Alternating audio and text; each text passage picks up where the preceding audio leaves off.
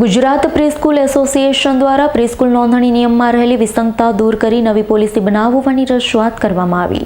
Gujarat independent preschool એસોસિએશનના core કમિટીના સભ્યો દ્વારા પ્રીસ્કૂલની ફરજિયાત નોંધણી માટેની પોલિસીમાં રહેલ વિસંગતતાઓ જેવી કે બીયુ નોંધણી ફી, આધાર ડાયસ, ફાયર સેફટીમાં રહેલી વિસંગતતાઓ, 15 વર્ષનો ભાડા કરાર, બાલવાડી વર્ગ, ગ્યુડાઇઝ ફરજિયાત ટ્રસ્ટ હેઠળ જ આવરવું વગેરે મુદ્દે ઉપર ગુજરાત સરકાર શિક્ષણ વિભાગ દ્વારા ઘડવામાં આવેલ પોલિસી અને ભારત સરકાર દ્વારા રજૂ કરવામાં આવેલ NEP અને ECCE મુજબ તેમજ GDCRમાં સૂચિત પ્રીસ્કૂલના પરમિસેબલ યુઝેસમાં વિસંગતતા બાબતે સ્પષ્ટતા તેમજ સરળ ન્યાયિક પોલિસીના રિવિઝન માટેની રજૂઆત કરવા માટે આજરોજ ગુજરાતભરમાંથી તમામ કમિટી મેમ્બર દ્વારા ગાંધીનગર ખાતે ફરીથી રજૂઆત કરવામાં આવી. સ્થાનિક કક્ષાએથી પણ દરેક જિલ્લામાં પ્રીસ્કૂલ ઓનર દ્વારા એકત્રિત થઈ જુદા જુદા કાર્યક્રમ દ્વારા સરકાર તેમની વાત સાંભળે, મંડળ સાથે બેસી વિસંગતતાઓ બાબતે ચર્ચા કરે તેવી વિનંતી કરી. ઉલ્લેખનીય છે કે 2020માં આવેલ NEP અને ECCEમાં ભારત સરકાર દ્વારા 3 થી 6 વર્ષના બાળકો માટે નવી શિક્ષણ નીતિ તૈયાર કરવામાં આવેલ, પરંતુ ગુજરાત સરકાર શિક્ષણ વિભાગ દ્વારા રજૂ કરવામાં આવેલ રજિસ્ટ્રેશન પ્રક્રિયામાં અમુક વિસંગતતાઓ હોય, રજિસ્ટ્રેશનમાં અડચણ પડતી હોવાથી તેવી નીતિ અને નિયમોમાં ફેરવિચારણા કરી NEPમાં રહેલ હેતુઓ મુજબની પોલિસી તમામ સ્ટેક હોલ્ડર સાથે રાખી કરવામાં આવે તેવી માંગણી કરવામાં આવી હતી. ગુજરાતભરમાં રહેલ 40,000 પ્રીસ્કૂલમાં 3 લાખથી પણ વધુ લોકો પોતાનો રોજગાર મેળવી રહ્યા છે. NEP તેમજ ECCEમાં સૂચવ્યા મુજબ જો બધાને સાથે રાખી પોલિસી તૈયાર કરવામાં આવે તો તમામ સ્ટેક હોલ્ડર એટલે કે આવી નાની પ્રીસ્કૂલમાં ભણતા 40 લાખથી પણ વધુ બાળકો, માતા પિતા, સંચાલકો તેનો યોગ્ય વિકાસ થાય તેવી તક મળી શકે. NEPમાં સૂચવ્યા મુજબના લક્ષ્યાંક પૂર્વ કરવામાં ગુજરાત સરકાર તેમજ ભારત સરકારને સરળતા રહે તે માટે પ્રી સ્કૂલ સંચાલક મંડળ હંમેશા તૈયાર અને તત્પર રહેશે તેવી ખાતરી પણ અપાઈ હતી.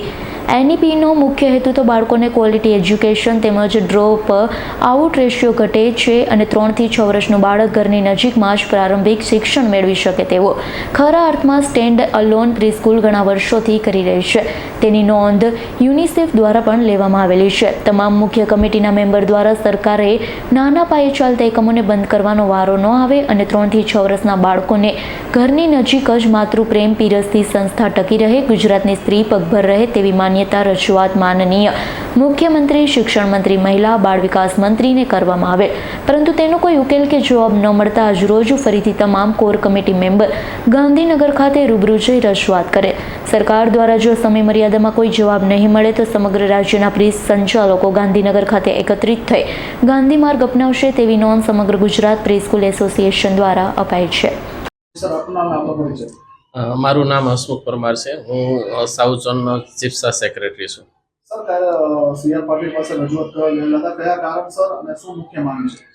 CR પાટીલ સરને એટલા માટે મળવા ગયા હતા કે જે હમણાં પ્રી સ્કૂલ રજિસ્ટ્રેશનની જે પ્રોસેસ છે એમાં જે સરકાર તરફના જે નિયમો છે એ ખૂબ આકરા છે. 1 વર્ષથી અમે સતત પ્રયત્નો કરી રહ્યા છે પણ એમાં કોઈ બાંધછોડ થતી નથી. અમારાથી અશક્ય જેવું છે, એટલા માટે રજૂઆત કરવા ગયા હતા કે જે નિયમો છે એ નિયમોને થોડા હળવા બનાવી અને સંચાલકોને મદદરૂપ થાય.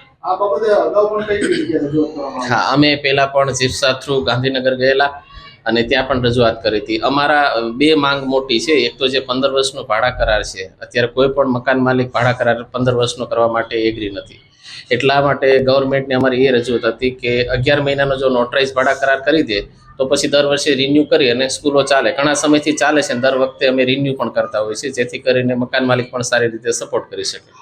અને બીજી માંગ એ હતી કે જે BU સર્ટિફિકેટ અત્યારે જરૂર છે, તો સરકારની એવી રજૂઆત છે કે કોઈ પણ પ્રકારનું BU હોય તો ચલાવી લેવું જોઈએ. જેમ કે એજ્યુકેશનલ ચલાવી લેવું જોઈએ, રેસિડેન્શિયલ હોય તો રેસિડેન્શિયલ, કોમર્શિયલ હોય તો કોમર્શિયલ. અને ઘણા બિલ્ડિંગ્સ બાંધકામ એવા જૂના છે કે એમાં સર્ટિફિકેટ મળે એમ નથી, તો એની જગ્યાએ સ્ટ્રક્ચરલ સ્ટેબિલિટી સર્ટિફિકેટ આપી દે કોઈ ગવર્મેન્ટના માન્ય એજન્ટ હોય, કોઈ એના એન્જિનિયર હોય એના થ્રુ, તો બી ચલાવી લેવું જોઈએ, જેથી કરીને જે પ્રોસિજર છે રજિસ્ટ્રેશનની એ ઇઝી બની જાય.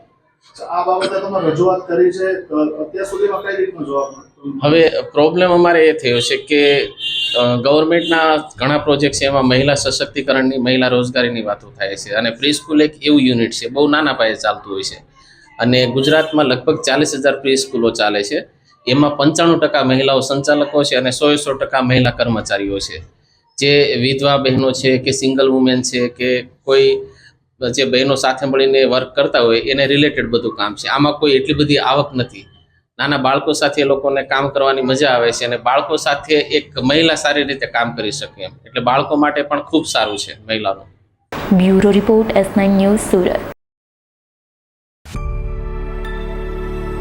અમારી તમામ માહિતીથી અપડેટ રહેવા માટે જોડાયેલા રહો S9 ન્યૂઝ સાથે.